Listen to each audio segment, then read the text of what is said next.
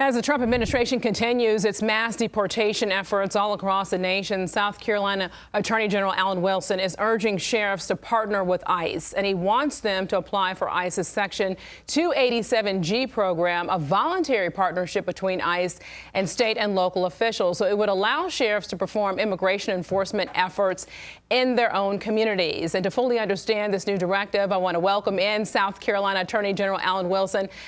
AG Wilson, thanks so much for being on with us here at Queen City News. Let's first talk about this letter that went out to all South Carolina sheriffs yesterday. So this is a voluntary partnership between ICE and local officials that gives designated officers the ability to perform limited functions in regards to immigration enforcement. So can you give us some understanding on what that actually means legally for these new officers? Absolutely. Well, local law enforcement in South Carolina, they're already patrolling the streets, neighborhoods, and communities. They're out there keeping their citizenry safe. And what this program does is, as you said, it's a voluntary partnership program that allows them to support ICE efforts when they come across illegal aliens who are committing crimes.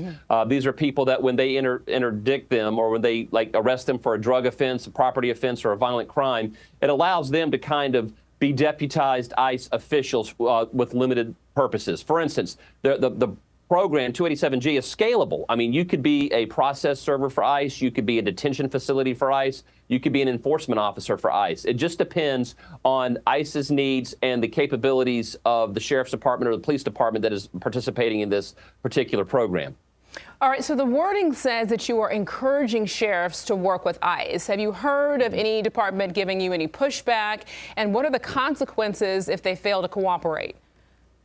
So this is a voluntary program. The letter is to notify the sheriffs that the program is being revamped right now. Over the last several years, the program was watered down. It was made incredibly cumbersome and very expensive to be part of. There were so many requirements placed on the 287G program that it wasn't worth law enforcement being a member of that program. I have been in touch with senior officials at the Department of Homeland Security and ICE who are actually revamping the program right now. They're going to try to make it more scalable to each individual department that seeks to be part of this. And they're also trying to make it so that it is practical to be a member of this. Again, this is about bandwidth. ICE can't be everywhere. But the sheriff's departments, the police departments are more ingrained in their local communities. So this basically creates a bridge between federal law enforcement and local law enforcement when they come across criminal illegal aliens who are committing crimes. It allows us to expedite the processing, detention, and deportation of those individuals. And the last question I have for you is there are a lot of people right now who are undocumented living in this country.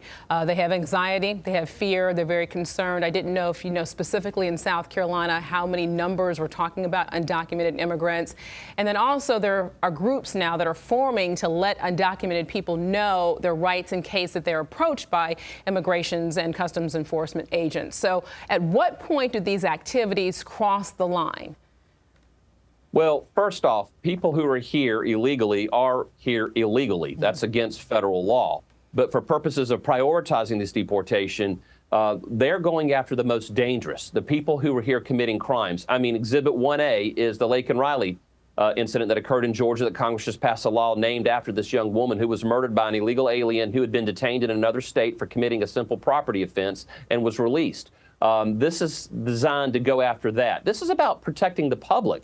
Not just people who are here legally, but people who are here illegally deserve our protection as well. So this allows law enforcement officials who are conducting law enforcement operations in their communities to support the ICE efforts when they come across an illegal alien, especially those who are committing violent crimes. This isn't about ripping children out of schools or going in and kicking in doors of people who are law-abiding citizens. This is just about giving law enforcement more bandwidth to work with our federal law enforcement officials who are charged with keeping our borders safe. This is common sense. This is public safety. This is about protecting people.